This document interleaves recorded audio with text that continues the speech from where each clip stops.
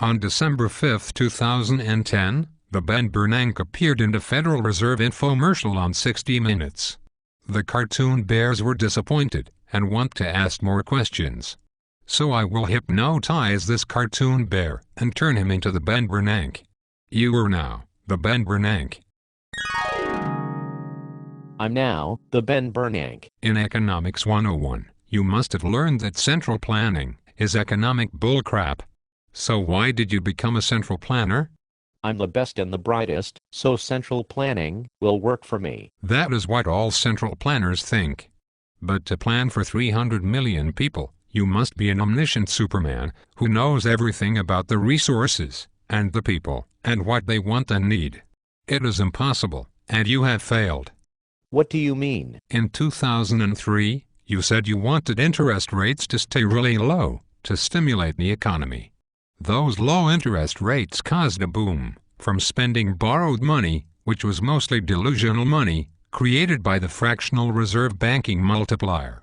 So I was right. But that borrowing also caused the debt of doom, which caused the Great Recession. There was no net gain from the borrowing. And now you want quantitative easing to force the interest rates low even longer, to stimulate the economy with more borrowing and debt of doom. Have you learned nothing about borrowing and debt?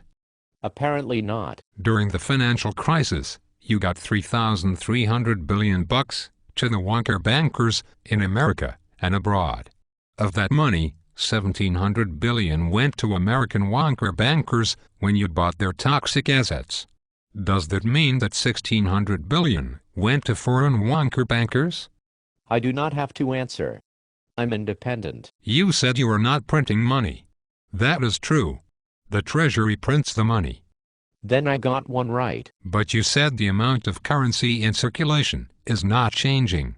That the money supply is not changing in any significant way. That you are only decreasing interest rates by buying treasuries. Yes. But the monetary base increased from $800 billion in 2008 to $2,000 billion now in 2010, and you got that $3,300 billion to the wonker bankers. How is this not a change in the money supply and the amount of money in circulation? Perhaps what I meant was that the money supply and the amount of money in circulation was not changing during the 60 Minutes infomercial. And if the amount of money in circulation and the money supply does not change, then how can anyone borrow and spend it? Can I get back to you on that? And if the money supply and the money in circulation does not change, then what are you buying the treasuries with? Bales of marijuana? We use the money from our reserves. And why is this money in your reserves? So that it will not circulate and cause inflation. And how does bringing that money back into circulation to buy treasuries not increase the amount of money in circulation? I will have to get back to you on that too. You also said that the interest you earn on the securities you buy will reduce the government deficit. Who pays that interest? The unsuspecting suckers. And do you expect anyone to believe that the jackass Uncle Sam will actually use that money to decrease the deficit instead of spending the money as fast as it comes in? Some people might. You bought the American wonker bankers' toxic assets for $1,700 billion. But you said the wonker bankers are not lending that money to small businesses because the small businesses do not want it or do not qualify for it. And the unsuspecting sucker consumers are no longer stupid enough to want more debt and cannot afford it anyway. Then who is borrowing that money? The Uncle Sam is always stupid enough to borrow more money and dump more debt of doom on the unsuspecting suckers. And Uncle Sam's big business partners may also borrow the money and gain competitive advantage to crowd out the small businesses. You said you want the wonker bankers to take risks with loans, but not excessive risks.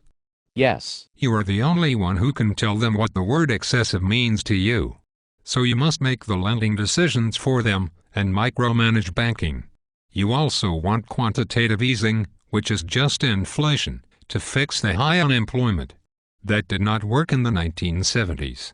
Why should it work now? Because we gave inflation a really neat new name. You said you are worried that if the prices come down from the bubble levels, That will cause wages to come down? Exactly, exactly. That is what happened in the Great Depression. But the idea of using inflation to fix unemployment is that the inflation will push prices up and push the real wages down to overcome the sticky wages.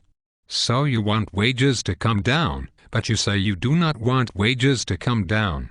Yes. And in the Great Depression, the Herbert Hoover and the Franklin Roosevelt tried to keep the prices high.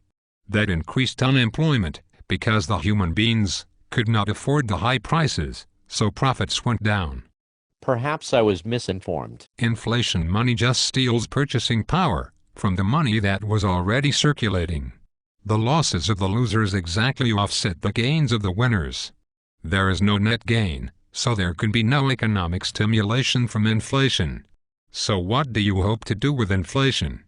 We fooled the unsuspecting suckers with artificially low interest rates from 2001 to 2005. Now we hope to fool them with inflation. Also, it makes it look like we are doing something and actually have a clue. You said that you will not allow inflation to go above 2%. Do you expect anyone to actually believe that? Some people might. Can you control inflation quickly? We could raise interest rates in 15 minutes. It took years of high interest rates to control inflation in the 1970s. Can you control inflation quickly? I said we could raise interest rates in 15 minutes.